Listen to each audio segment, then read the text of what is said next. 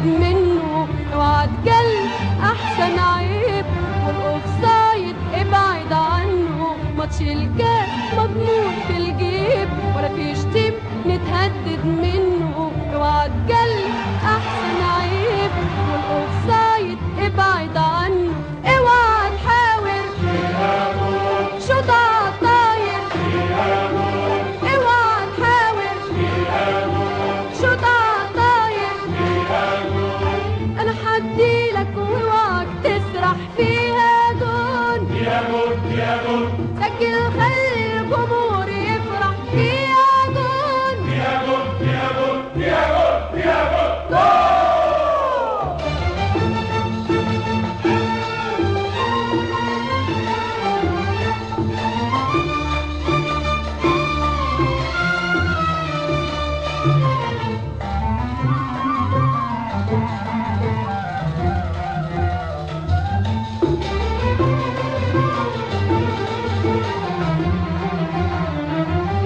مهما بنغلب احنا صبور، كل العالم يشهد لينا، لما بيجي علينا الدور بنسقف للغالب فينا، مهما بنغلب احنا صبور، كل العالم يشهد لينا، واما بيجي علينا الدور بنسقف للغالب فينا، مهما بنغلب احنا صبور، كل العالم يشهد لينا، لما بيجي علينا الدور بنسقف للغالب فينا، اسم بلدنا هو هدفنا، اسم بلدنا هو هدفنا، انا حديلك واوعك تسرح فيها جون، يا جون يا جون، سجل خلي الجمهور يفرح فيها جون، يا جون يا جون يا جون يا جون.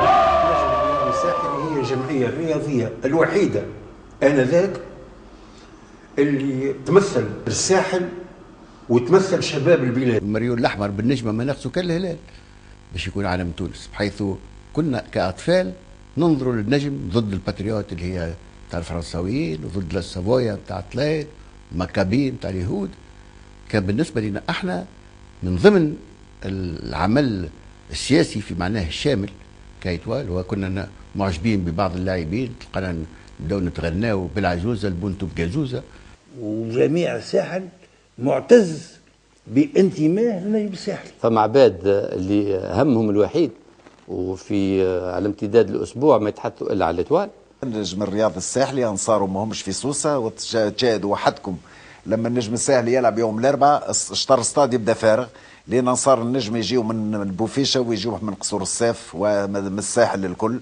كرة القدم ما كانتش معروفة في الإيالة التونسية قبل سنة 1906.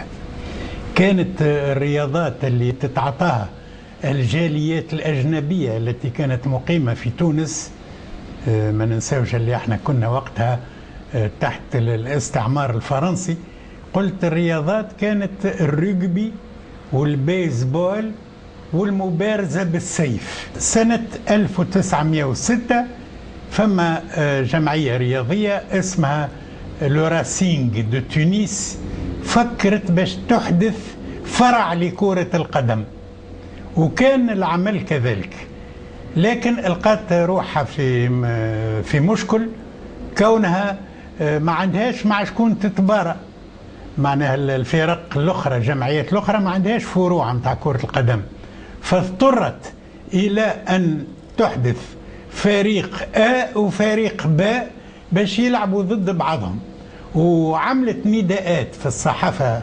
التي كانت تصدر ذاك تطلب من الجمعيات الرياضية الأخرى باش تحدث بدورها فروع لكرة القدم. فكر تاجر كبير هو سي عبد السلام القلي، كان بين قوسين زاد عنده جريدة اسمها صدى الساحل، كان هو أسسها وكان يديرها.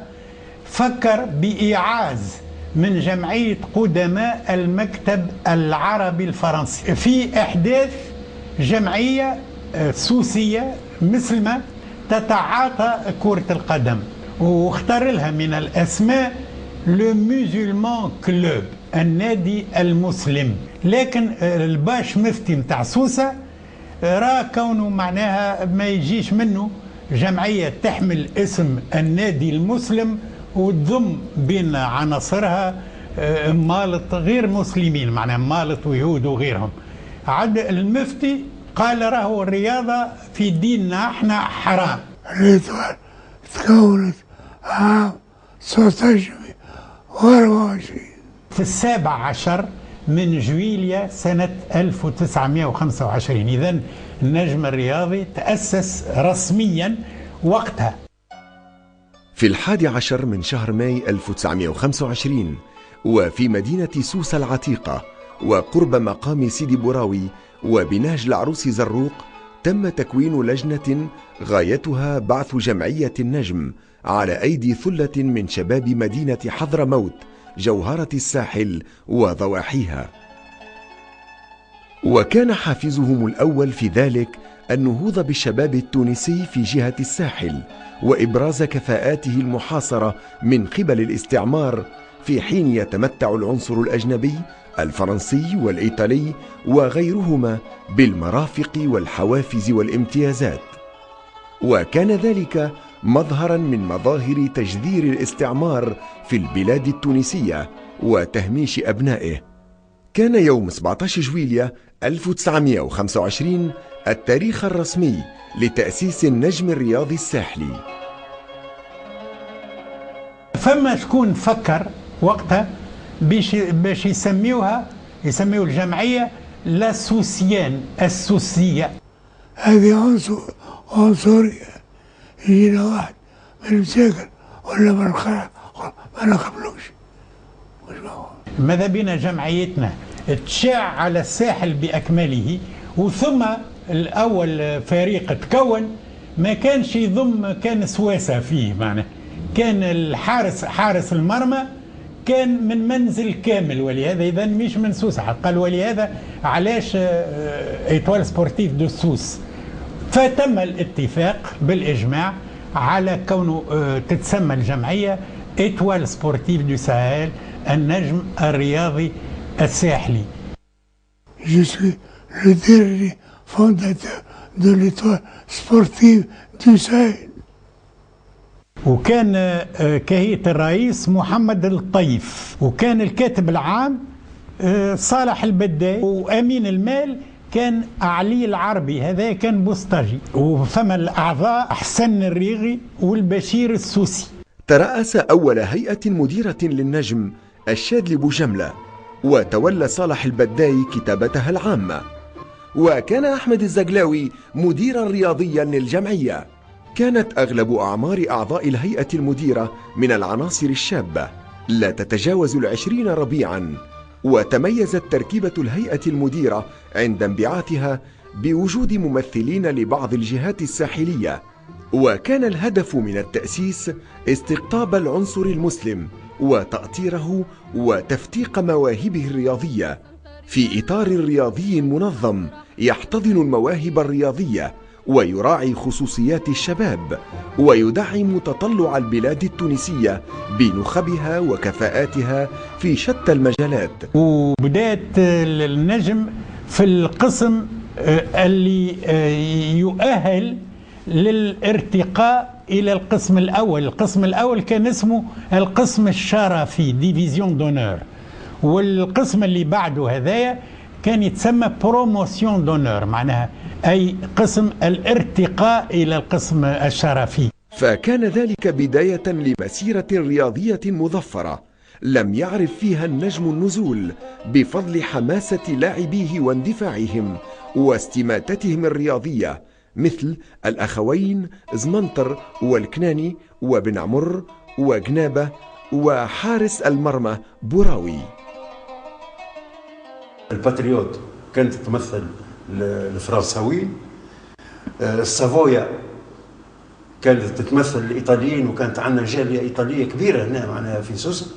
كانت الريد ستار النجم الأحمر كان يمثل المالطيين، وثم عندنا المكابي هذه اللي كانت تمثل الجالية اليهودية.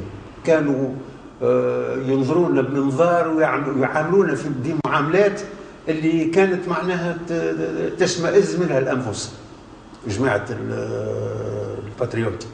ولكن الحمد لله كنا دائما وابدا نخرج عليهم منتصرين، وبرا عاد هاك العلم اللي رفرفوا، وان كان اللي يشدوه بالعلم وقتها فانذاك يتمكنوا به ويمشي لدار نسميه لدار خالته.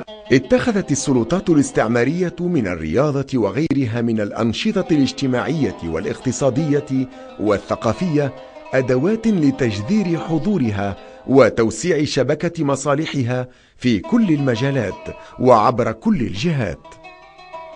عام 1939 معناها قبل الحرب العالمية الثانية بقليل وقعت حاجة، كونه الملاعبية الفرنساويين متاع الفرق الأخرى وقع تجنيدهم، نداوهم للعسكر معناها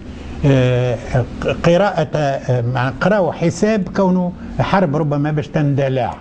تدعمت منزلة النجم خاصة في النصف الثاني من الثلاثينات، ومن أسباب ذلك تجنيد أغلب لاعبي الجمعيات الفرنسية والإيطالية وغيرها في خضم التعبئة العامة المعلنة عند اندلاع الحرب العالمية الثانية. وكان ذلك فرصة مكنت الفرق التونسية المسلمة من سد الفراغ وإدراك نهائي كأس تونس سنة 1939، ودار النهائي بين النجم الساحلي والترجي الرياضي بروح تنافسية عالية. الدور اللي قامت به آنذاك جمعية أحباء الرياض النجم الرياضي الساحلي أن يظهر لي كان دور فعال، جمع عديد العناصر اللي ساهمت بدور فعال وإيجابي في خدمة الرياضة من جهة وفي خدمة تونس من جهة أخرى. تكونت بسوسة أول جمعية لمحبي فريق النجم سنة 1947، وتولى رئاستها السيد الطاهر تريكي، ويساعده في الكتابة العامة الصحفي والإذاعي المشهور عبد الحفيظ بوراوي. الاتوال معنا تحت مع في الكوب مع الكيب في الكوب تاع الكوب دا في دينار مع الراك، جات مع الراك. البريمير ميتون كل كانوا خاسرين انا زيرو اون دوزيام ميتون. في وقتها معناها جي درجين 4 ساعة ماركينا بونتو، الحبيب ممكن ماركا بونتو، فهمت؟ هبلوا كل وقت هكايا. وفي فيفري 1950 تجاوز النجم الساحلي القطرية وارتقى إلى مرتبة دولية على مستوى بلدان المغرب العربي، وتنافس مع فريق راسينج كلوب كازابلانكا في إطار الدور الثمن النهائي لكأس شمال إفريقيا. وقد انتصر النجم في هذه المباراة في الدار البيضاء بنتيجة 2 مقابل هدف، وكان تسجيل الهدفين من نصيب لحبيب موجو. حبيب موجو كان من أكبر الهدافين اللي عرفتهم تونس، وعدة مرات يفوز بلقب أحسن هداف في الموسم. أنا ما نجم نقول لك ما لعبش في الصغار مع الصغار، لعبت كان مع الكبار، خاطر وقتها الظروف نتاع الحرب ما دخلش كيما نقولوا في وقت باهي، فهمت؟ لا دخلت مع وقت اللي رجعت الكورة. واحد كيف الحبيب موجو كان هو في وقت من الأوقات مع أبوه كانوا عندهم كوشة، وسي حبيب موجو كان يبات يصبح للصباح هو يحمش في الخبز، ووقت الاتوال عندها مقابلة خارج سوسة يتعداولوا بالحافلة ولا بالسيارة معناه للكوشة ويهزوه، يمكن حتى النوم ما يرقدوش، ربما يرقد في السيارة وفي الحافلة، وثم يقدم مباراة معناها خارقة للعادة. تو عندي حبيب موجو كان خويا ياسر، معناها كان افونسونس معناها تيريب. مثلا حارس المرمى علي دويك كان حارس مرمى ممتاز. كان صالح باللاور كان باهي، وعند الرواتبي عند كان معناها زاد اريال سنترال خذا في بلاصه صالح باللاور معناها كان باهي. كان عندنا نعيجه زاد باهي، مزاز باهي انت وعلى الباجي والجربي كل هذوما باهيين. انا مش نقول لك يعني كلهم معناها ما تخيرش واحد على الاخر. واحنا صغار كنا متثين برموزنا، رموز النجم الساحلي. فكالعاده هذاك لو تقول لنا كوبا ولا فونتين نقول لك لا، نقول لحبي موغو على يدويك وبراو اللمطي وصادق ضوي ويونس شتالي والباجي، هذم رموزنا. بالاخص مع مشكل اليوم اللي فما التلفزه تنقول لك الصوره، قبل ما كنا نستناو السينما يجيب لنا مباريات اوروبا او كاس العالم. كانت للاعب القدير رشيد السهيلي مكانة في كرة القدم التونسية والمغاربية آنذاك. اقترنت نتائج النجم في فترة ما قبل الاستقلال بشخصية المدرب محمد بوذينة، الذي ظل ساهرا على حظوظ النجم الرياضي الساحلي زهاء 20 سنة، من سنة 1934 إلى سنة 1953، وجمع خلالها بين التدريب والتربية والتكوين، وكان إلى جانب ذلك من أشد أنصار النجم وأكثرهم تحمسا لفريقه المفضل. لقد كانت فترة ما قبل الاستقلال قليلة التتويج بالنسبة إلى فريق النجم الرياضي الساحلي، إلا أن ذلك لم يمنع أبناء النجم من خوض الأدوار الأولى ضمن فرق الطليعة في تلك الفترة، مثل النادي الرياضي لحمام الأنف والترجي الرياضي. وأدرك النجم نهائيات كأس تونس في العديد من المناسبات، منها موسم 1946 أمام النادي الوطني لكرة القدم ببنزرت PFCB، وموسمي 1950 و1954 أمام نادي حمام الأنف. أنا عملت 6 فينالات بكوب دو تونيزي. عام 54 طحنا فينال مع نادي حمام الأنف. نهارتها بدينا نلعب كل شيء، عدينا طرح خالق العادة هاي، وصلح بي عطوش يمشي ويجي، فهمني. ونهارتها سي الحكم سي بحري بن سعيد، نلعب عندهم نظم لاعب مازال كي طلع طلياني تونسي مفهوم كسار، ضربت كرة في البرة من 18 متر، ضربت في البار وهريت، هبطت للصمت، نغزر اللي يجي دتوش سي فيكتور حبيبه، هبط للصمت، سي بحري بن سعيد زبر ايه، خسرنا الفينال. ولم يكن التتويج ببطولة موسم 49-50 آنذاك إلا دليلا على مكانة النجم الرياضي الساحلي ضمن فرق النخبة. أحرز النجم الرياضي الساحلي على أول كأس في تاريخه، كان ذلك في 31 ماي 1959، وكذلك النهائي كان بين النجم والترجي. فأصبح منذ السنوات الأولى للاستقلال 1957 1958 مجسما لطموحات لاعبيه وجمهوره، فمنحه ذلك اندفاعا وشحنة، وتوج ذلك في سنة 1958 ببطولة تونس، وفي 31 ماي 1959 بالحصول لأول مرة في تاريخه على كأس تونس في كرة القدم، وكان ذلك في لقاء تاريخي مع الترجي الرياضي أيضا، وأسفرت النتيجة عن فوز النجم ب3 أهداف في حين لم يسجل الترجي الرياضي سوى هدفين، وقد سجل الهدف الأولين حبيب موغو في الوقت القانوني.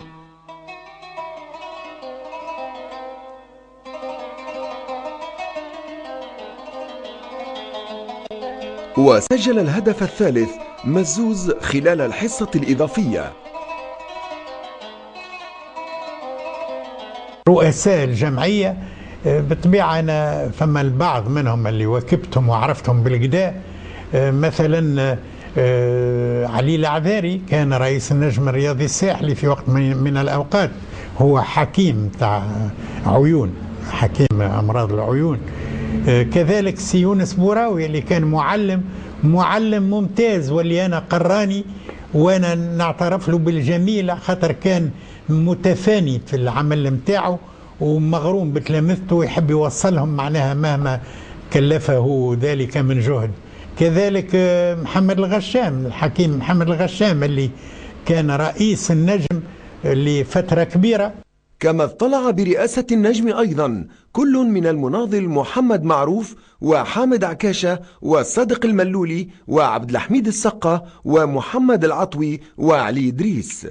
طبيعة حامد القروي اللي كان رئيس النجم طيلة 20 سنة واللي سير النجم على أحسن ما يرام.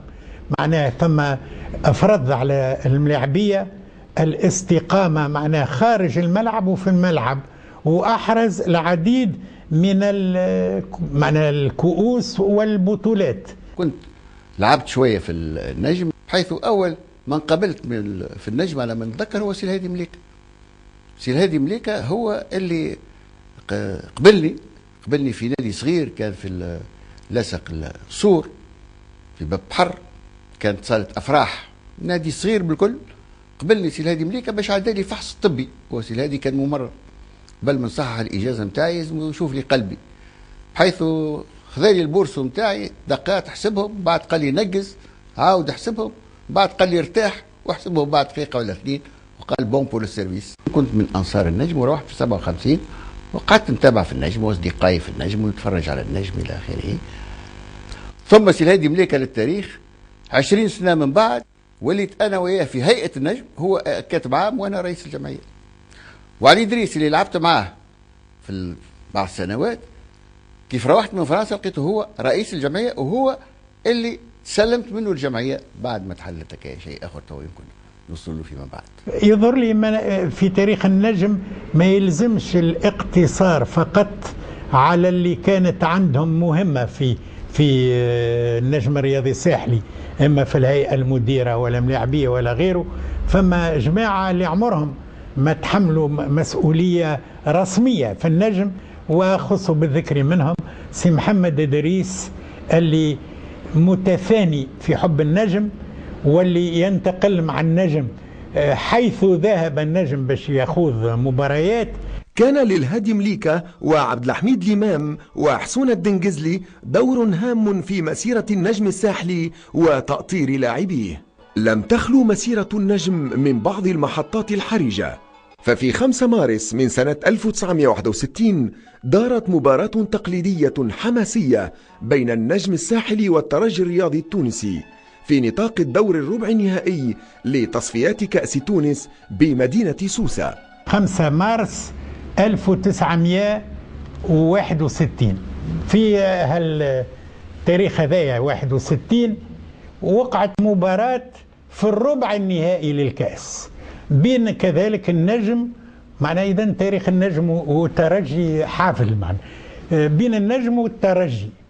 وعين في سوسة المباراة باش تقع، وعين للتحكيم حكم اسمه مصطفى بالأخواص. مصطفى بالأخواص كان معروف انحيازه للترجي، وكان طريقته في التحكيم من الناس اللي يعرفوا كيفاش يحكموا. مثلا يزفر لك، يعطيك اللي كنت 20 مخالفة في وسط الميدان ويعطي للمنافس 2 ولا 3 في 18 متر مثلا. هيئة النجم الرياضي الساحلي طلبت باش يعوضوه يبدلوه، ما معناه الجامعة متاع كرة القدم شدت فيه صحيح، قالت له هو الحكم. كان هو باش يحكم في مقابلة قبل الربع النهائي متاع الكاس، لما ظهر وأن الترجي باش تلعب مع النجم في سوسة في الربع النهائي تبدل هو، لأن كانت التقاليد ما يحكمش الحكم مقابلتين متتالية لنفس الفريق، تبدل باش حطوه للكاس. النتيجة شنية؟ النتيجة الرأي العام، هذه النقطة الهامة، الرأي العام كأنه فهم وانا باش يقع فيها تلاعب. الناس قالوا هذا الجامعة عندها نية مبيتة، معناها تحب بالأخواص باش ربما تخسر النجم. ولما الرأي العام فهم هذا، نقول وأن الهيئة المديرة للنجم الرياضي الساحلي برئاسة المرحوم علي إدريس تحملت مسؤوليتها كاملة لما طالبت بتعويض الحكم. ما طلبتوش من أجل نتيجة فنية يحايل ولا ما يحايلش، هذه العبارة المستعملة يحايل، وإنما كيف شافت الرأي العام قالت وأنه ثم ظروف خاصة ربما استثنائية مريبة ربما باش تكون حوادث، لان الراي العام شم وانا ثم بعض حاجه، والجامعه ما حبش تستجيب ولا الاداره نتاع الرياضه انذاك. الترجي سجلت زوز اهداف منذ بدايه المباراه، وزوز اهداف معناها في طريقهم، ما فماش حيله.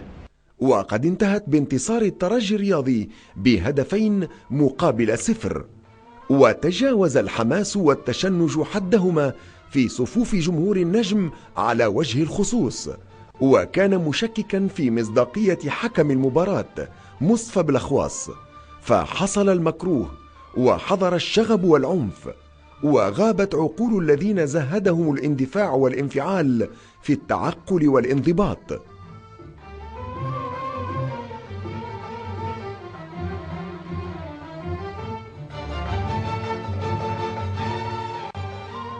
النجم ما كانش في يومه بالحكم هكا، وغير الحكم هذاكايا ما كانش ينجم يربح، نقولوها بكل صدق. وانما غليان في الراي العام اللي كانت هي باش تقع بعض الاضطرابات، معناها شويه حجر. ما نحبش نقلل من اهميه المساله، الرياضه ماهيش حجر.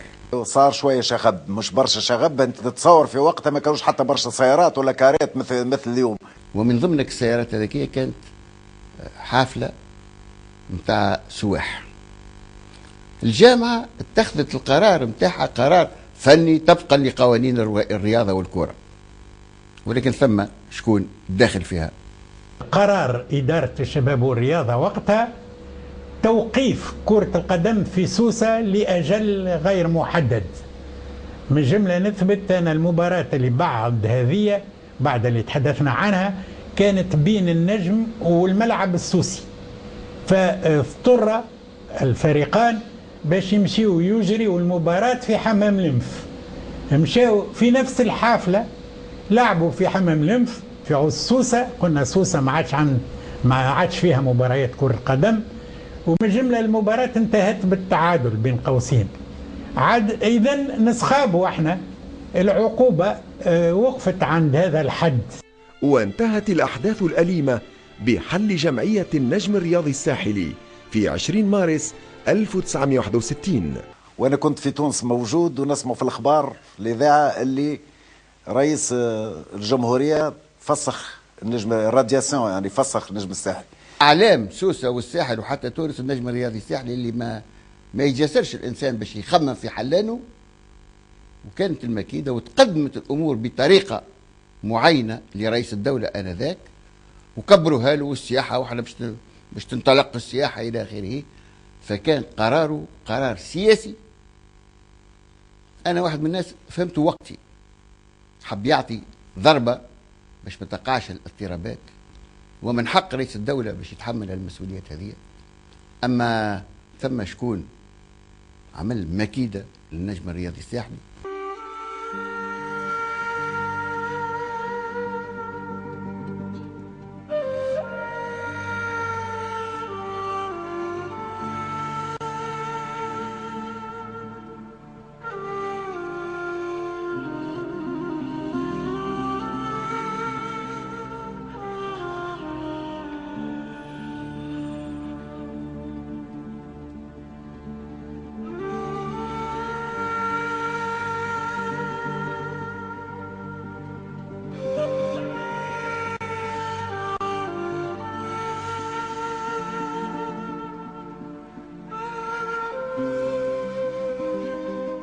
فاستدعى هيئة النجم الرياضي الساحلي للمستير، وما عجبوش أعضاء الهيئة خاطر ما كانوش محامين ولا أطباء ولا أساتذة من النوع هذا، كانوا تجار ولكن كانوا يتفانوا في خدمة النجم، وكانوا بالطبيعة يقدموا المال من أجيابهم باش يعاونوا النجم إلى آخره.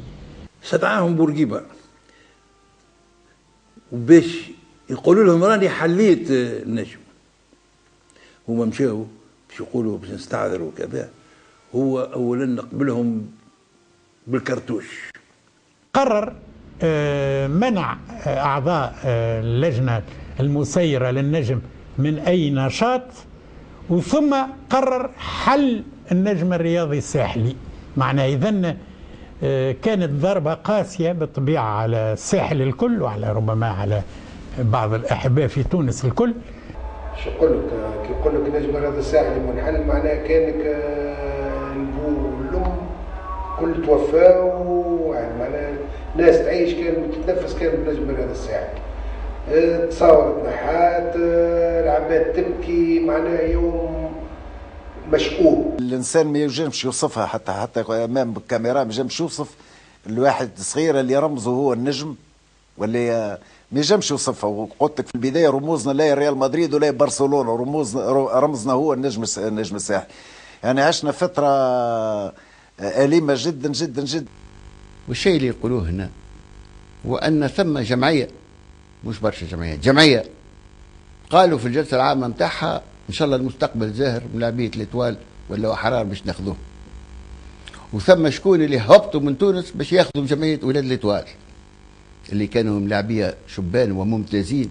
وبعد جات الفترة اللي النوادي الكل الكبيرة تجي ورانا ويجي ورايا، لان اذا نمضي مع الملعب مع النادي الافريقي ومع الاتحاد التونسي اللي هي اليو اس تاع قبل او المناصير، اكيد مش يتبعوني جيل اللي هما جيل ممتاز من بعد اولاد حباشه الاثنين وبن عمر والمحفوظ والقنابه واللامين، هذوما كلهم لعبوا مع المنتخب، اكيد اللي مش يتبعوني. سيد احمد الردود كان رئيس بلديه وضع البلديه على ذمه النجم الرياضي الساحلي باش تستعملوا كنادي باش تلم الشمل. وفعلا عقدنا اجتماع في البلدية بكل اللاعبين وبأنصار الجمعية، مش الكل، بعض من الأنصار من الجمعية. سي علي إدريس وسي رضا العابدين زاد وانا وبرشا ناس. خممنا لازم كيفاش نقولوا الحل لازم الإطوال تقعد في سوسة. واستقر الرأي وأن كل اللاعبين باش يقعدوا في سوسة، واللاعبين احنا عيناهم شكون ماشي للملعب السوسي شكون ماشي للوطني السوسي، معناها باش نخليهم جمعيه قويه الملعب السوسي في سوسه، والوطني السوسي باش ندعموه باش يطلع للقسم الاول باش يقعدوا دائما زوج جمعيات في انتظار الشيء اللي باش يصير بالنسبه للنجم الرياضي الساحلي. واتفقنا على زوج لاعبين باش يمشاو على لاعب واحد حبيب موكو سمحنا له باش يمشي للمهدي، رغم اللي كانت مثلا المستير على طريق سي علال العويتي، سي محمد المزالي، النادي الافريقي، عده النوادي كانت تعطينا المستحيل في وقت اللي ما فماش احتراف وتصور، ولكن قدموا لي في البلديه المشروع، قالوا لي باش نكسبوا رهان، انت لولاني مش تمضي مع الملعب السوسي ويتبعوك الاولاد، وبعد عام في نهائي كاس تونس لابد من رئيس لحبيب بورقيبه يوجدكم امامه في النهائي. يعني عجبني الرهان وسلمت في الدنيا الكل. ونخص بالذكر طاهر مزوز ما تزينوا ولد الكورنيش كان زعيمهم ما نتساهلوش، لاعبين الكل كاس استرجلوا بدون شك، ولكن هو اللي كان يلم الشمل بالخصوص ولاد الكورنيش، وهو اللي اثر فيهم وهو اللي يجيبهم وهو اللي كنت عامل عليه باش يربط السيره. ما نجمش انا نتصل بكل اللاعبين ولا سيما ما كنتش حتى مسير انا ذاك. وقلنا نجيبوا هيئه اللي يحبها بورقيبه. وقتها سي علي العقبي كان تسمعوش به، كان شيروجيان من نوع رفيع في سوسه، وكان اصحاب مع بورقيبه، وكان ديما بورقيبه وقت اللي يمشي يجي المستير يبعث له يسهر معاه، وهو اللي عمل عمليه ولا اثنين لبورقيبه في سوسه. سميناها رئيس، وحامد القروي فيس بريزيدون، والهيئه اللي تعرفوها. سي علي العقبي مشكور قبل، وحطيناه رئيس، ومن نهار اللي حطيناه رئيس باتفاق، مش ما حضروا في حتى اجتماع، اعطانا اسمه وعاونا ذاك معاونه لا باس بها، حيث حافظنا على اللاعبين بتاعنا، دعمنا الملعب السوسي ولعبنا ما في شك، وكانت المسانده. ثم كيف رجعت النجم، تو ربما نرجعوا له الموضوع هذا، كيف رجعت النجم قعدت انا في رئاسه، عينوني الاخوه رئيس للنجم، وقعدت في رئاسه الملعب السوسي اللي ترأسته وقت اللي الملاعبيه مشاو مع الاخ مصطفى عماره، المرحوم مصطفى عماره اللي كان كاتب عام. قعد كذلك رئيس بالنسبة للملعب السوسي باتفاق مع أنصار النجم باش نساعدوا الملعب السوسي باش ما ينهارش وقت يدخلوا الملاعبية وخرجوا الملاعبية. ساعدناه وعاوناه حتى باش نلقى رئيس ومساعدة، وكنا دائما نتعامل عمل ممتاز مع المرحوم مصطفى عمارة بالنسبة للملعب السوسي. أمام هذا الإجراء العقابي اضطر القائمون على أنشطة النجم حفاظا على الرصيد الفني والمعنوي لجمعيتهم إلى الانضمام بل الانصهار في الفريق الذي يعتبر أقرب إليهم جغرافيا ووجدانيا، وهو الملعب السوسي الذي كان ينتمي بدوره إلى القسم الأول.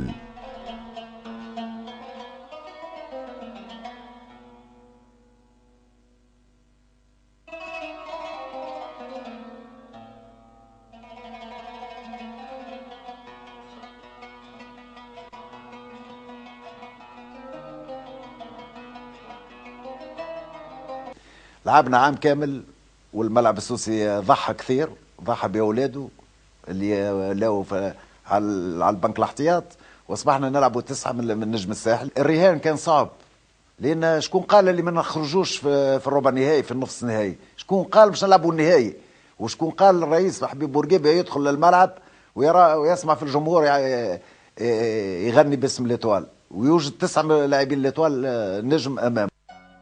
لم يكن هذا الاختيار عفويا، بل كان الدافع إليه رهانا طموحا، وهو الوصول إلى نهائي كأس تونس والوقوف أمام الرئيس لحبيب بورقيبة لتأكيد الوجه الآخر للاعبي النجم الساحلي الذين تألموا كثيرا لما حل بجمعيتهم، لكنهم خاضوا في الملعب السوسي موسما حافلا بالتحديات والحماس والانتصارات، وتحصلوا على المرتبة الثانية في البطولة وبلغوا الدور النهائي.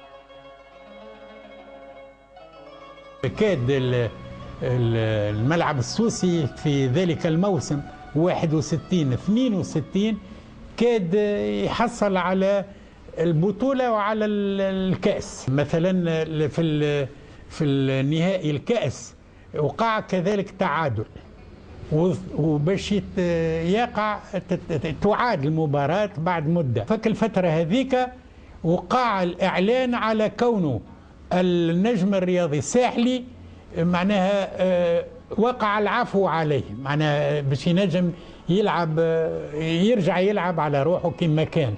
يظهر لي زاد بالنسبة للملاعبية متاع النجم اللي كانوا في الملعب السوسي ربما فرحوا وما عادش معناها ربما مهتمين بالمباراة الثانية كما ينبغي، معناها ما عادش عندهم اللي يقولوا الكونسنتراسيون، ما عادوش يخموا في المباراة فقط.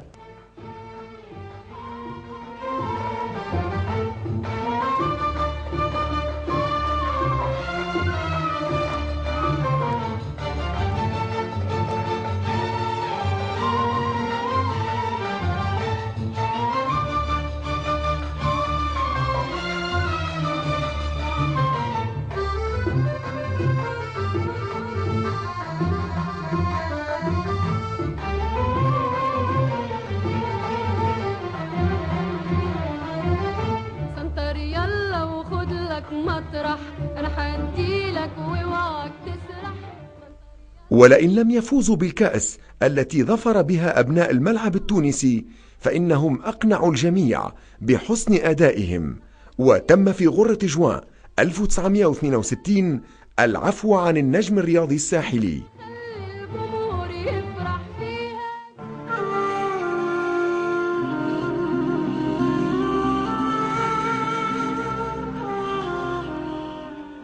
ولم تكتمل فرحة النجم الساحلي إذ فجعت الأوساط الرياضية في الساحل بوفاة اللاعب الموهوب محي الدين حباشة ولما يتجاوز 19 من عمره.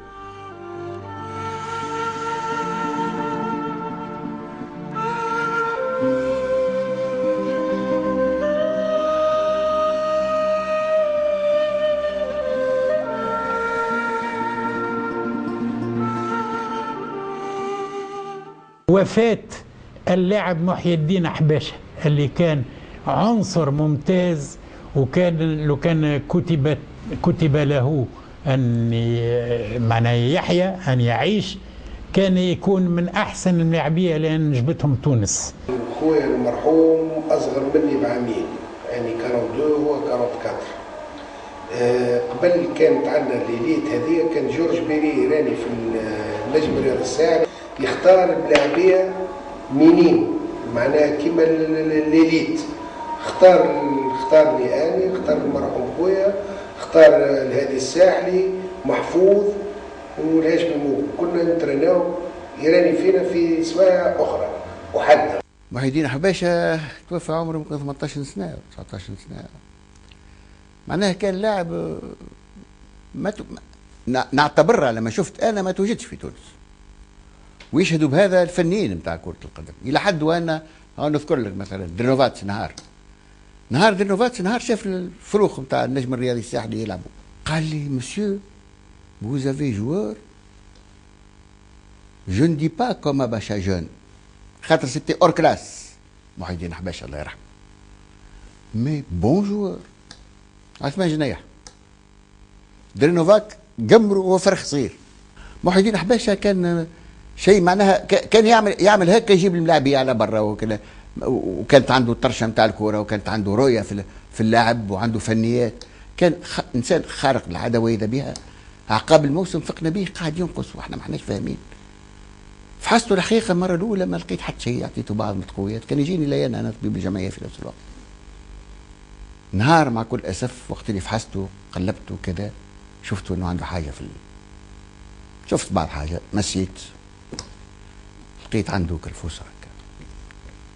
هزيته المرحوم سي علي العقبي جراح، وحضرت في العمليه، كان عنده مرض سرطان اللي هزه بسرعه، ولكن كما قلت انا كان ممتاز، وكان يقرا منيح، وكان يلعب منيح، وكان في الاخلاق اخلاق ساميه رفيعه جدا. وذكرت وانه قلت اليتي كوريك جوسكو بو.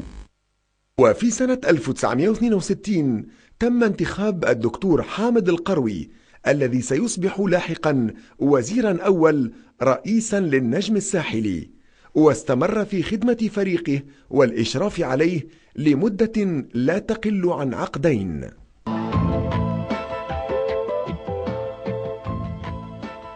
كان موسم 1962-1963 حافلا بالانتصارات، إذ لم ينهزم النجم الساحلي في جميع المباريات، وقد حصد البطولة والكأس معا، وكان ذلك نتيجة لحسن التسيير وحنكة التأطير الفني والإداري.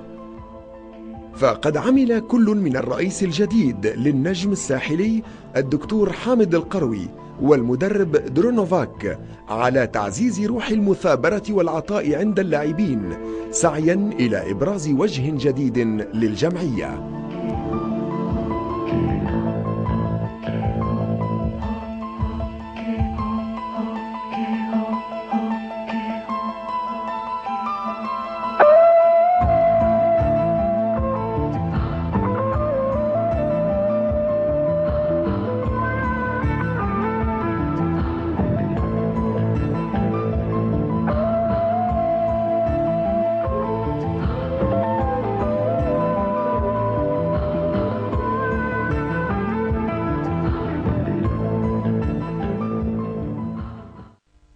كما كان للنجم مع المدرب الروسي بارامانوف موعد جديد مع البطولة خلال موسم 1965-1966، حيث تألق الثلاثي رشيد قريبع وحبيب عقيد وسالم القدادي.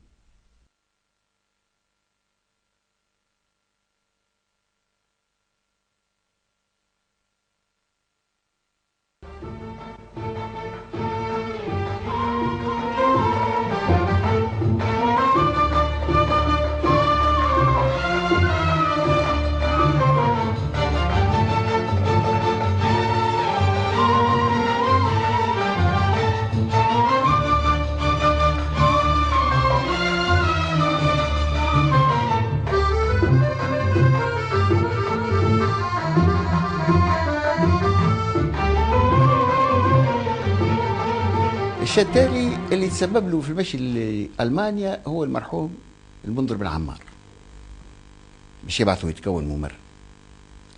ناديته انا قلت له راهو مازال عندك في ساقيك جمعيه باش تواصل وكذا. قال لي انا راهو في المانيا تكوين ممرنين صعيب ويلزم لياقه بدنيه طيبه باش الانسان ينجم يتبع النسق نتاعهم ويتكون معهم. قنعني، ما لحيتش عليه باش يقعد في الجمعيه ويواصل يلعب في الجمعيه، ومشى وروح بشهايده. قعد يمرن في الاداني نتاع النجم الرياضي الساحلي. وقت اللي عوقنا من بعد ما لقيناش، كان درنوفاك رجع من بعد روح وكان باش يرجع لنا وما رجعش اذا كان ما خانتنيش الذاكره. وليت قلنا عندنا ملاعبي كان ملاعبي ممتاز في الجمعيه نتاعو، ولد الجمعيه ويحبها مما لا شك فيه، وعنده شهادته. ناديته العياده نتاعي واقترحت عليه وظفت للاقتراح نتاعي، قلت له سيت ان كادو امبوزوني. سي حامد القروي الاشياء السهله يقول مجيد مشى لالمانيا وجاب دبلوم وصاحب خبره و علاش نلوجوا على اليمين وعلى اليسار وعندنا مجيد. ما رفضتها لان مانيش جاهز، قلت نبدا ليكول ومينيم وبعد نطلع الكادي وجينيور، ومن بعد واحد يتعلم طبعا الصنعه ويكون عنده خبره كافيه وبعد ياخذ فريق اول. ولكن خذيت الفريق الاول. المهمه كانت صعبه جدا جدا جدا لان ندرب في زملائي قراب كثير كما المنزلي بن عمر وحباشه وبين السيور لعبت، واصبحت ندرب في عثمان جنيح والعظومه والمالقي واللاعبين اللي كنت ندرب فيهم ونعيش معهم، مش نلعب معهم برك، نلعب معهم ونعيشوا مع بعضنا في النهار في الليل في كل مكان. واصبحت مسؤوليه كبيره جدا.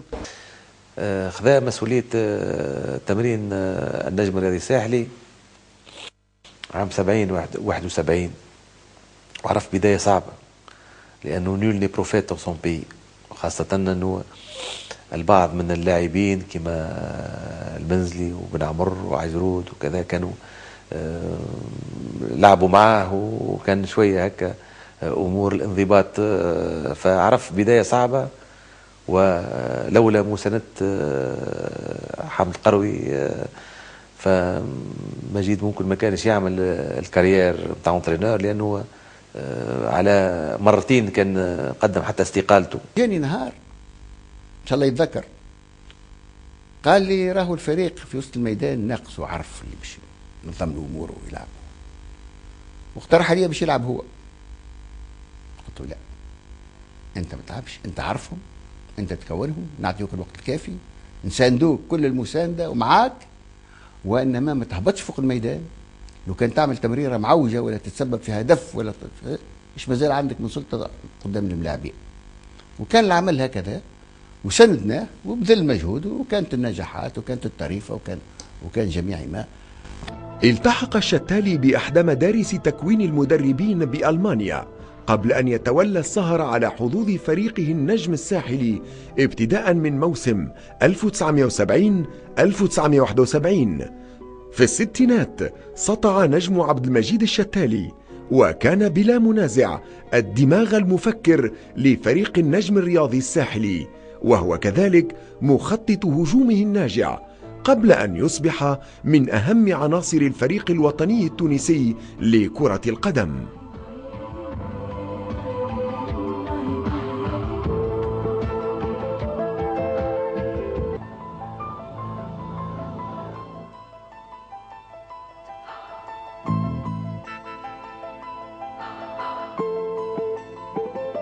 الحمد لله نجحنا بالالقاب اللي يبحث عليها نادي، مثلا بطولة تونس او الكؤوس او كاس المغاربيه، واحد حققها. واللي يعتز بها الواحد هي اكثر لنداء الجمهور النجم اللي كان يقول ان شاء الله ان شاء الله طريفه. احسن حاجه في تاريخ النجم لان كانت ما هيش مسألة تربح 3 نقاط 1-0، كانت الناس ما تكون راضيه لما النجم يفوز ب3. وقت اللي بدات الفتره ب3 ولات الجمهور يغني بسرعه في الشوط الثاني ويخلق الصيحه نزيد واحد على الطريف. عشنا فتره من احسن فترات اللي النجم الساحلي، خاصه من ناحيه الاداء. الفريق هذايا الخاصيه نتاعو كان 5 سنوات عندنا احسن خط هجوم، وعبد السلام عظومه مرتين كان احسن هداف، وراو بن عزيزه مرتين كان احسن هداف، والطابع هذايا متاع الفريق شخصيا عندي هكا اون بريفيرونس بالنسبه للفتره هذه اللي معناها وفات في 76 في كازابلانكا لما فزنا بكأس الكؤوس المغاربية بضربات الجزاء ضد شباب المحمدية، وكنت سجلت آخر ضربة جزاء. وقد تحصل النجم تحت إشرافه على بطولة تونس لموسم 1971-1972 وعلى بطولة المغرب العربي في ديسمبر 1972 وعلى كأس تونس لموسمي 1974 و1975. وكان النجم أحسن خط هجوم في البطولة الوطنية لمدة 5 سنوات على التوالي، وأصبحت عبارة الطريفة، أي تسجيل 3 أهداف في كل مقابلة تدور بسوسة متداولة عند جمهور النجم. قلنا الفترة هذه انتهت مع الشتالي 76، وقع بإلحاح كبير من سي فؤاد المبزع على الدكتور حامد القروي أنه الشتالي يأخذ مقاليد الفريق الوطني اللي كان في أزمة نتائج، واللي كان باش يحضر تصفية كأس العالم. وبن نجم التحق بالفريق الوطني. وقت كلمني سي فؤاد المبزع صديقي كان وزير شباب والرياضة، وطلب مني باش نتخلاو على الشتالي ويمشي الفريق الوطني، فكان المشوار نتاعو. من بعد كلفوني مسؤولية المنتخب. هذه هامة الفترة اللي واحد غادر فيها النجم، ما هيش سهلة، لأن وجد نفسه الإنسان يدرب في النجم الساحلي والمنتخب مع بعضهم الاثنين. وفسرت عدة مرات علاش غادرت بعد النجم الساحلي. نوجد نفسي مرة في الأسبوع في تونس، ندرب في تميم وطارق والخويني وعتوقة والغميض، وبعدها ننافسهم يوم الأحد. ندربهم مرتين في الجمعة وبعدين ننافسهم. الأمور أصبحت غير طبيعية، حتى الشكوك أصبحت لما النجم يفوز على الترجي ب2-0 وعلى الفريق 2-0 في الكاس يقولوا تعبهم في الأسبوع. لما انهينا الموسم فزنا أعتقد بالكاس ضد الأفريقي قدمت استقالتي لأنه عاش نجم نعمل الاثنين. ثم انتقل لقيادة الفريق الوطني التونسي والسهر على حظوظه بداية من سنة 1975. كان الشتالي صانع أمجاد الفريق الوطني التونسي أيضا، وقاده إلى نهائيات كأس العالم لكرة القدم في الأرجنتين سنة 1978.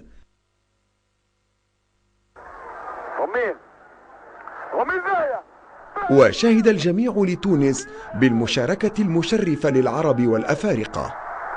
الهدف الثالث لصالح الفريق التونسي يسجل ضويب. الهدف الثالث يسجل ضويب.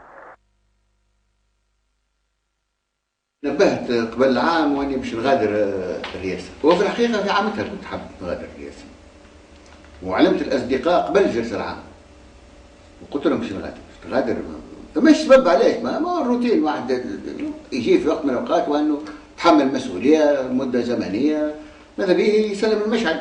انا كما قلت لكم المرحوم علي ادريس عرض علي رئاسه النجم، هو ما عداش منها المده اللي عديتها انا انذاك. الاصدقاء قالوا لي لا. في فترة رئاسة الدكتور للنجم الساحلي تطور مردود الفريق، وتدعمت الرياضات الجماعية والفردية مثل كرة اليد والسلة والكرة الطائرة والعدو الريفي والرجبي والمصارعة والجيدو. برز فرع ألعاب القوى بإحرازه على نتائج باهرة وبتحقيق تفوق مستمر، مما جعل جل عناصره تندمج بصورة طبيعية في تشكيلة المنتخب الوطني التونسي لألعاب القوى. كانت الكيب ناسيونال الفريق القومي نتاع ألعاب القوى وهو الكل من نجم الرياضي الساحلي. تحصل إثرها محمد علي الشوري على لقب بطل العالم أواسط في العدو الريفي بمدريد سنة 1981، كما تحصلت فتحية الجربي على لقب بطلة إفريقيا في رمي الصحن لانسمون دو ديسك، وتربع سالم بلال على عرش بطولة إفريقيا في المصارعة. وصار النجم الساحلي يجني الألقاب الوطنية والدولية. وأحرز فرع كرة السلة في مختتم موسم 1980-1981 على الثنائي. وكنا اتفقنا وانه اللي باش يعوضني مسبقا بعام عبد البراوي، الاستاذ عبد البراوي. تدعم إشعاع النجم وتألق أبطاله في شتى الرياضات، وتعددت فروعه في الفترة اللاحقة تحت رئاسة الأستاذ عبد الجليل براوي ثم السيد حمادي المستيري.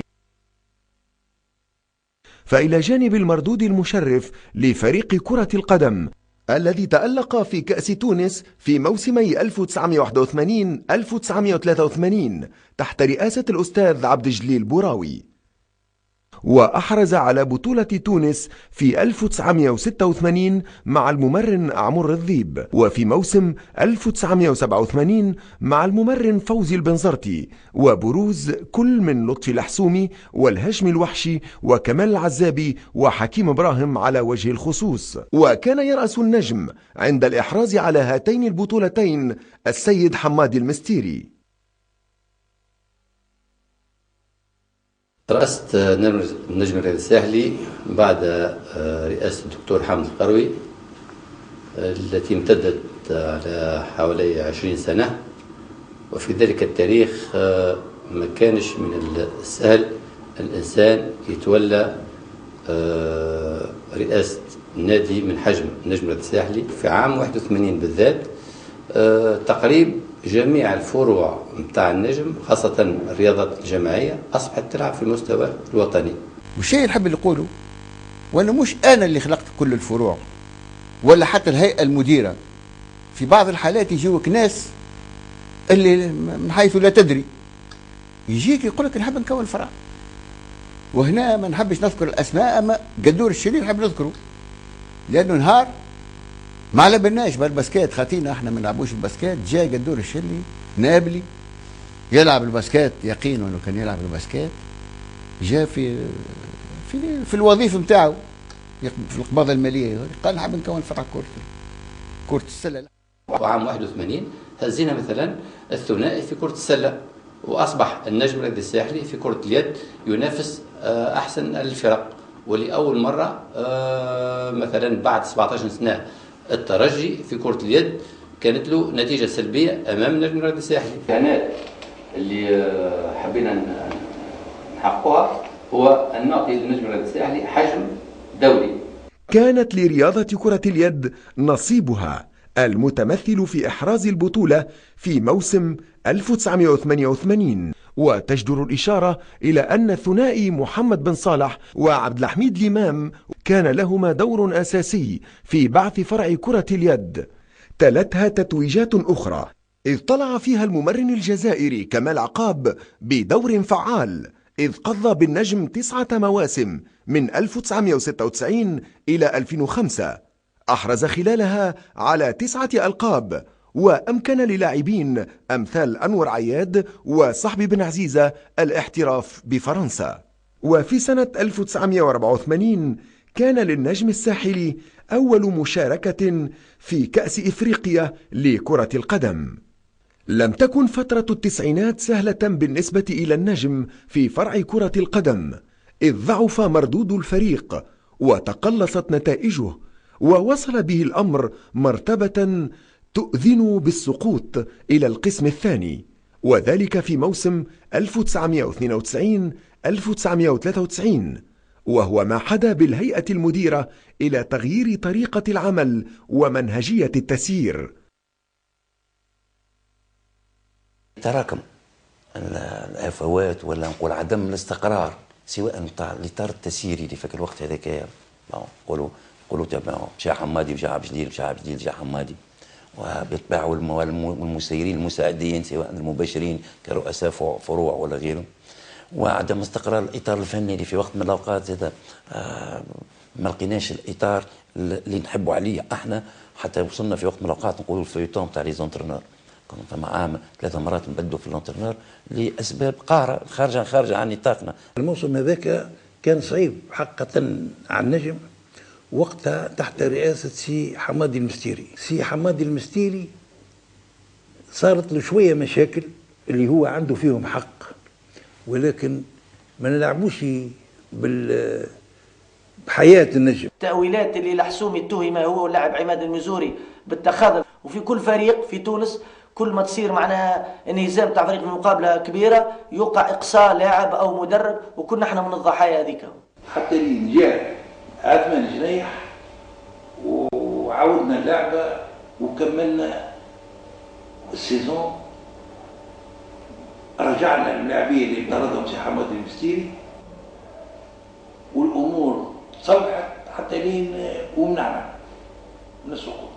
قولوا لي طوال في الوقت كي ممكن حاجتها بأزمة باش الناس تفيق، وجاتك الأزمة والناس فاقت وكانوا ولات الناس كل معنية بالأمر، مش كيف ما في وقت من الأوقات هنا يدبر راسه. طلبوا مني باش اخذ المسؤولية، ولكن تعرف في ظروف مثل هذه لأول مرة النجم الساحلي مهدد، مش مهدد، عنده قدم، عنده ساق في الدرجة الثانية وتتحسب عليها. أعطيتهم حلول اللي الدوادي العجلاني ولاد النجم في حالات مثل هذه يسيروا من حين الى اخر، اذا نكون موجود انا نساعدهم ندعمهم ننصح الملاعبيه نكلم الملاعبيه، ولكن كان صمت. ومشيت لتونس ورجعت نوجد الجمهور كبير في الملعب، نوجد الملاعبيه في حلقه الملعب الاولمبي، الكور جاهزه، المساعدين جاهزين، والناس كلها تترقب وما تفهمت مع حد، يعني بالفرنساويه دوفون فيتا كومبلي. كل تجندت جماهير، خاصة جماهير النجم الساحلي تجندت وعاونتنا بصفة كبيرة، المسؤولين اللاعبين تجندوا، وكنا في الفترة هذيك تعدت كما نقولوا أصعب فترة في النجم الساحلي في تاريخ النجم الساحلي. وقد أولى الرئيس زين العابدين بن علي اهتماما بالغا بوضعية هذا النادي العريق عند استقباله للسيدين حمادي المستيري وعثمان جنيح سنة 1993، إذ طلع السيد عثمان جنيح لاعب النجم الساحلي والمنتخب الوطني سابقا برئاسة الجمعية، واقترنت فترة رئاسته بعمل دؤوب من أجل تعصير هياكل النجم الساحلي وحقنه بنفس جديد، وتزامن ذلك مع إعادة هيكلة الخارطة الرياضية لمدينة سوسة. النجم الساحلي إذا يحب يرجع الفريق الرائد اللي مكانه معناه في القمة، واللي يلعب الأدوار الأولى وساهم في الرفع من مستوى البطولات الوطنية وفي تدعيم النخب الوطنية، لابد باش يخلق إمكانيات. كان اختيار المدرسة البرازيلية بقيادة المدرب البرازيلي دوس سانتوس موفقا إلى أبعد الحدود. كونت عناصر النجم الساحلي منذ 1995 جيلا جديدا من اللاعبين المتميزين، ممن فتحوا للفريق توجها عربيا وإفريقيا، انتهى ذلك بحصد ألقاب هامة في عديد المواسم، منها كأس تونس سنة 1996.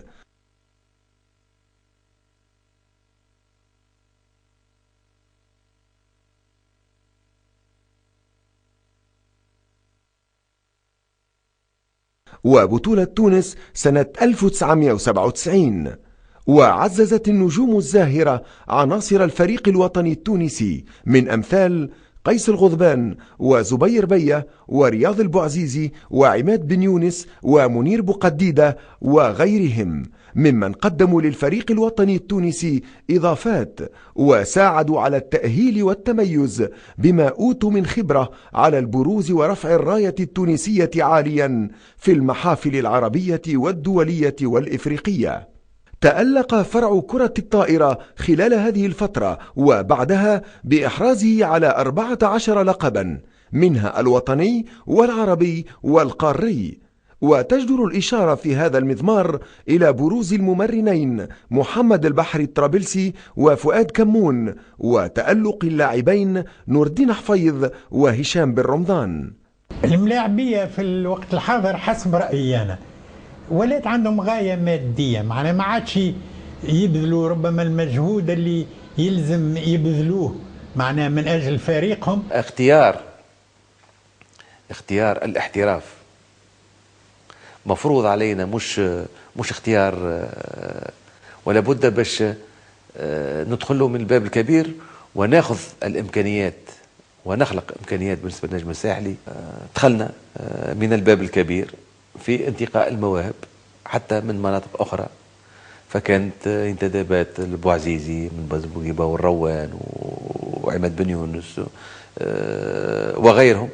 وكان من نتائج هذا التطعيم توفر زخم من المهارات والنجوم، وسرعان ما أصبح النجم مصدرا للعديد من اللاعبين الدوليين الذين تلقفتهم أندية أوروبية. ومن هؤلاء النجوم اللاعب زبير بيا الذي التحق بفريق فرايبور بألمانيا، وسانتوس الذي التحق بفريق سوشو الفرنسي، ورياض البوعزيزي وقيس الغضبان وزياد الجزيري الذين انضموا إلى فرق تركية، إضافة إلى كريم حقي الذي التحق بفريق ستراسبور الفرنسي. أما ياسين الشيخاوي فقد كانت وجهته نادي زوريخ السويسري. لابس الأحمر على الأبيض والنجمة تلمع لمعان.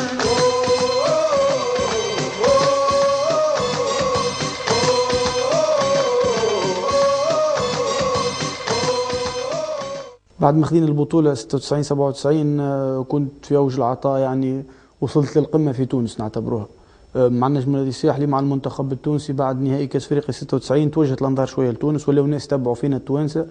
بالنسبة لي شخصيا فريق كبير اهتم به اللي هو ليفركوزن، بايرن ليفركوزن، وجاوا لتونس وتبعوا مباريات وكل شيء. تبقينا ليفركوزن كان عندي منافس بالنسبه لهم هما كبير اللي هو ايميرسون. وقع الاتصال بعدين من بين ليفركوزن وفريبور على اساس فريبور معناها تلوج على الملاعبيه. تنقلت لفريبور وسي عثمان زاد سي عثمان جناح بارك الله فيه عاوني، لاني حاجه تعتبر وقتها مازال احتراف الملاعبيه وخروج الملاعبيه صعيب صعيب صعيب صعيب. فالنجم الساحلي بانتظام كان ابرز ممول للفرق الوطنيه وللفريق الوطني. وقلت 96 في جوهانسبور 6 لاعبين اساسيين. 2004 لما تونس تفوز لاول مره بكاس افريقيا للامم كانوا 7 لاعبين مش ينشطوا في النجم الساحلي، ولكن لعبوا في النجم الساحلي واكتشفهم النجم الساحلي واعطاهم النجم الساحلي الفرصه باش يحترفوا خارج تونس وباش يكسبوا الخبره والتجربه اللي خلاتهم يجيبوا الاضافه للفريق الوطني التونسي.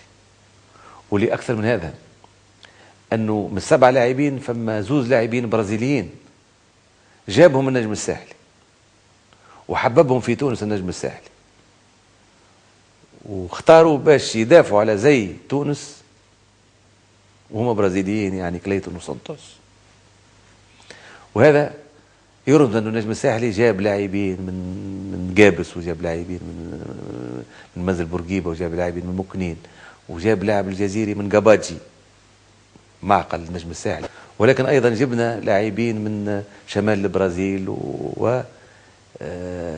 هذم الكل جابوا إضافة لكرة القدم التونسية وأفادوا الفريق الوطني وساهموا أن تونس للمرة الثالثة على التوالي موجودة في كأس العالم، أن تونس دور نهائي في جوهانسبور وفوز لأول مرة في تاريخها في كأس أفريقيا الأمم. بالإمكانيات اللي أولا نخلقها، وثانيا اللي فهمتني مشى فيها خير من غيره، هي خاصة بيعان الملاعبية وشريان الملاعبية فترة صعيبة ولكن لازمة. وتوا دخلنا في الانجروناج ما بقاش عندنا فهمتني ولا باش نوخروا لا احنا ولا غيرنا مع الأسف. لقد تم إقرار مبدأ الاحتراف الذي تحول إلى ظاهرة في التسعينات بالنسبة إلى كثير من فرق كرة القدم التونسية في الرياضة التونسية، وتم استقطاب مواهب شابة تنتمي إلى فرق صغرى في عدد من جهات الجمهورية، وتم التعاقد مع العديد من اللاعبين الأجانب الوافدين من بلدان إفريقية وحتى من أمريكا اللاتينية البرازيل. النجم الساحلي ما نجمش يتغافل ولا يتناسى ولا يتنكر للوضع الموجود حاليا في تونس وفي المحيط كرة القدم في العالم ككل. واللي لاحظوه نشوفوا الإتوال دخلت في المنظومة هذه ويمكن النجم ما بين الفرق التونسية إذا مش الفريق التونسي اللي ينتدب أكبر عدد ممكن من اللاعبين الأجانب والتوانسة كذلك، ويبيع أكبر عدد ويسلف أكبر عدد من اللاعبين للفرق الأخرى سواء كان في تونس ولا في الخارج. ويظهر لي نجموا عندنا إمكانيات مادية وذهنية باش نخليوا الإطوال من الناجحين في الاحتراف، رغم ما نشوفوا عايشين اليوم وانما كاين وضع جديد نتاع الاحتراف ويتبدل من هنا شيء من غادي كاين ما بقيتش تتكلم على ولد الجمعيه. اما على كل نامل ونرغب ونوصي باش المسيرين يقعدوا لهين لما حاله بالشباب وبالصغار. قبل كنا نقولوا ناقصنا جناح ايسر، واذا بها نبداو ننظروا الانسان كادي باش يغلط. اليوم نمشيو نشريوه، وكل يحضر في روحه باش يوصل هو يمشي يضيع. الهيئات نتاع جمعية الكرة في تونس وغير تونس وفي أوروبا وفي الدنيا الكل يقاسيو في مقاسية زرقاء، فهمتني ولا؟ وذاك هو أعمل كيف جارك ولا نقل باب دارك. كان للاحتراف دور هام في إعطاء النجم الرياضي الساحلي كغيره من الفرق التونسية المراهنة على الاحتراف حجما دوليا وعربيا وإفريقيا على وجه الخصوص. ولا أدل على ذلك من النتائج التي تحصل عليها النجم في النصف الثاني من التسعينات، فقد فاز بالكأس الإفريقية للأندية الفائزة بالكؤوس في مناسبتين 1997-2003، كما تحصل على كأس الكونفدرالية الإفريقية لكرة القدم في 3 مناسبات 1995 1999 و2006، ثم إنه فاز بالكأس الإفريقية الممتازة لسنة 1998 بالدار البيضاء. وبذلك جاء تكريم عائلة النجم من طرف رئيس الدولة في عدة مناسبات إثر تفوقه في مختلف التظاهرات القارية. لقد كان لتطور طرق العمل والتأسيس والتسيير الفضل في إنشاء مركب رياضي ذي مواصفات عالمية بسوسة توفرت فيه كل المرافق والتجهيزات الضرورية لكل الرياضات. ويحتوي المركب الرياضي للنجم الساحلي على عدد من الميادين المعشبة وعلى فضاءات ذات اختصاصات متنوعة للتدريب والراحة والصحة، كما تم إنشاء مركز لتكوين الشباب، والهدف منه تلبية حاجيات الفريق إلى عناصر ذات مؤهلات دولية. وكان للرئيس بن علي دور فعال في تمكين النجم الساحلي من تطوير تجهيزاته وبنيته الأساسية. وفي جوان 2006 أخذ السيد معز إدريس المشعل من السيد عثمان جنيح ليواصل مسيرة بناء عمرها أكثر من 80 سنة في اتجاه الامتياز.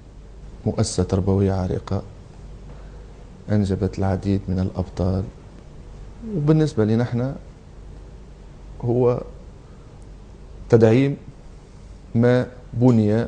كانت سياسة الفريق متركزة بالأساس على الانتدابات اللي وصل للفريق على حسب التقييم اللي قمنا به بطبيعة الحال. ممكن الفريق الأول لكرة القدم النسبة الكبيرة من اللاعبين ما ينتميوش لمدرسة النجم الرياضي الساحلي منتدبين. الفريق اللي تحصل على بطولة تونس والحمد لله في سنة 2006-2007 80% من الفريق متخرجي مركز التكوين ومدرسة النجم الرياضي الساحلي. شخصيا متأسف كثير اللي فوتنا في ملعب لامين. ملعب لامين ملعب عشنا فيه العديد والعديد من الذكريات. شخصيا كان موجود ملعب لامين، كان يعطينا فضاء إضافي البعث أكاديمية بطبيعة الحال، تدعيم أكاديمية الشبان. ما نجموش نرجعوا لتالي، نواصلوا القدام. من الأولويات نتاع الهيئة المديرة الجديدة اللي نترأسها اللي باش نحاولوا نستغلوا كما يجب العمل القاعدي والطيب والممتاز اللي عدة الأطراف قاعدة تقوم به في مركز التكوين. ويعتبر السيد معز إدريس أحد الشبان الذين تجندوا لخدمة النجم وجعله دائما ساطعا ومشرقا حتى عند الأزمات، وذلك خدمة للرياضة وحرصا على جعل النجم الساحلي كغيره من الأندية الوطنية الكبرى مؤسسة تستقطب الشباب الرياضي وتتولى رعايته وصقل مواهبه لتجني بعد ذلك الألقاب بالداخل والخارج، وبذلك يكون النجم الساحلي رافدا هاما من روافد الرياضة وعلامة مضيئة في مسيرة كرة القدم التونسية، ومدرسة رياضية ترسخ قيم الوفاء والتفاني التي كرسها كل الرؤساء الذين تعاقبوا على الهيئة المديرة منذ أكثر من 8 عقود. المستقبل باش نواصلوا ندعموا المركز هذا بإيجاد بطبيعة الحال كفاءات اللي باش تسقل المواهب هذه واللي باش تخلق المواهب هذه وباش تحسن اللاعبين، باش اللاعب اللي يكون يلتحق بالفريق الأول لكرة القدم يكون لاعب محترف ذهنيا ورياضيا. بالنسبة لنا نحن نطمح لما هو أحسن، نطمح لما هو أرفع، ونطمح باش النجم الرياضي الساحلي يخلق رياضيين من أعلى طراز.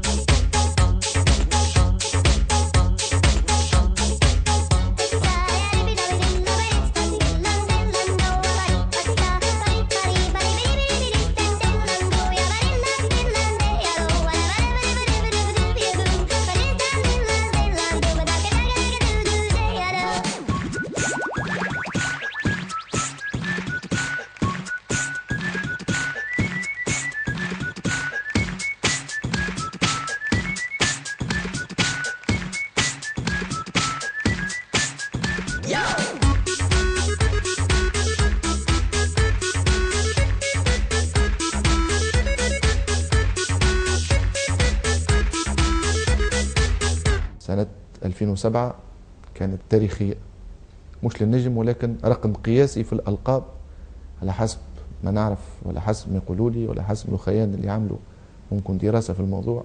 فما حتى فريق قونسي تحصل في سنة على 14 لقب. ها هو النجم يتربع على عرش كرة القدم الإفريقية بفوزه الباهر في نهائي كأس رابطة الأبطال الإفريقية على النادي الأهلي المصري وأمام جمهوره في ملعب القاهرة. ولئن فشل النجم في هذه الكأس أمام الفريق النيجيري إنيمبا سنة 2004 وكذلك أمام الأهلي المصري سنة 2005 فإنه حول بموصول مثابرته وعناده الهزيمة انتصارا باهرا في نوفمبر 2007، واستطاع أبناء ال20 ربيعا أن يمطروا شباك الأهلي ب3 أهداف مقابل هدف، فأدخلوا الفرحة على القلوب وشحنوا مشاهديهم بالدفء والنخوة، وحق لهم أن يكونوا نجوما تضيء سماء كرة القدم التونسية.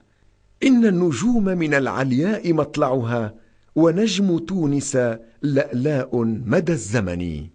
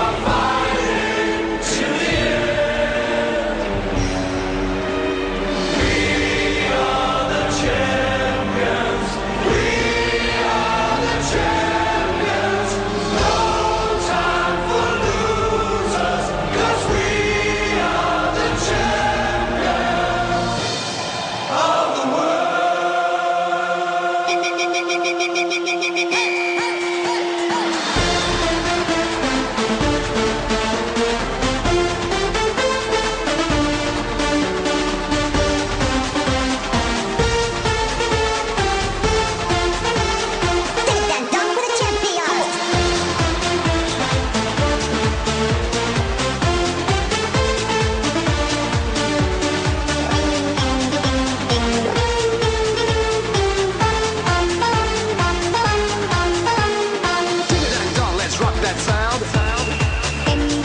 Everybody hear what's going down.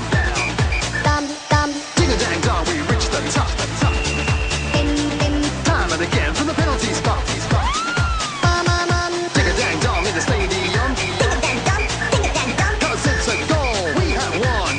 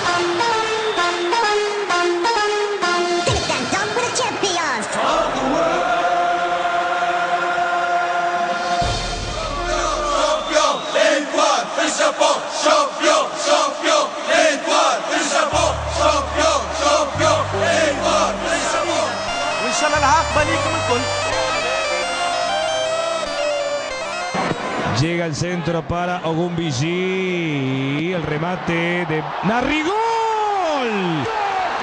¡Gol!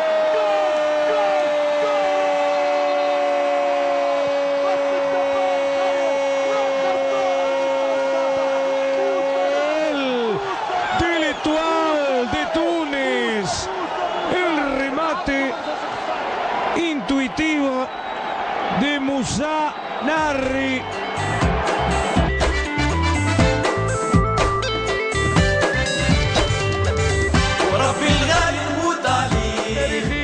للكرة العربية الإفريقية التونسية ملعب الناسيونال. الشرميدي وجول!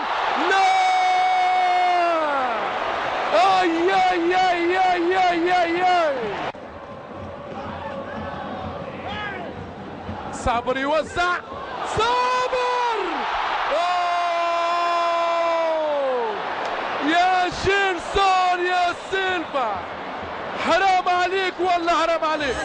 على النجمة المعبودة هي اللي طوالب عيني وفي قلبي. الله يا ولد تفوت على الإطوال. الله ايش 5 تدخل من اجيمي اوسوغاي، ومن ضربة جزاء، ضربة جزاء. اوه يا سلام يا سلام. امير الشرميدي. 勝負。止めろ。触りましたがネットを揺らしました。前半の4分、アフリカ王者エトワール・サヘルが1点を先制しました。امير يحاول المرور. امير يراوغ. امير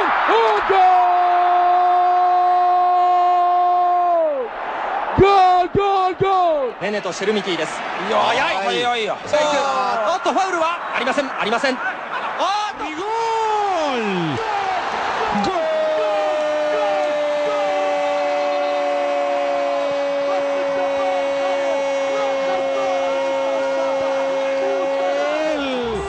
شرفتينا يا علي. وربي الغالي نموت علي يا الإدوار. وربي الغالي نموت علي. وربي الغالي نموت علي. وربي الغالي نموت علي. ولا ما نصبر عن حبك يا الإطوال. ما نتقصر مكتوب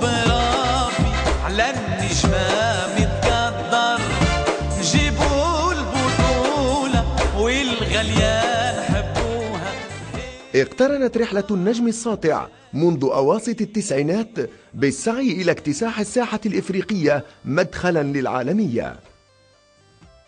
لقد كان تتويج النجم إفريقيا طريقا إلى التألق كونيا عندما شارك في كأس العالم للأندية البطلة باليابان بقيادة الممرن الفرنسي برتران مارشان ومساعده توفيق زعبوب، فحقق الإضافة وأقنع بأدائه وقوة شخصيته، وحق له أن يتميز أمام باشوكا المكسيكي وبوكا جونيور الأرجنتيني وإيراوا الياباني. وربي الغالي نموت عليه، وربي الغالي نموت عليه، يا الاتوال يا بيا يا غالي عليا، وعسوح ليا جملية وخميس عليه. وربي الغالي نموت عليك يا الاتوال، وربي الغالي نموت عليك يا الاتوال، وربي الغالي نموت عليك يا الاتوال، وربي الغالي نموت عليك يا الاتوال، وربي الغالي نموت عليك يا الاتوال، وربي الغالي نموت عليك يا الاتوال، وربي الغالي نموت عليك يا الاتوال، وربي الغالي نموت عليك يا الاتوال، وربي الغالي نموت عليك يا الاتوال، وربي الغالي نموت عليك.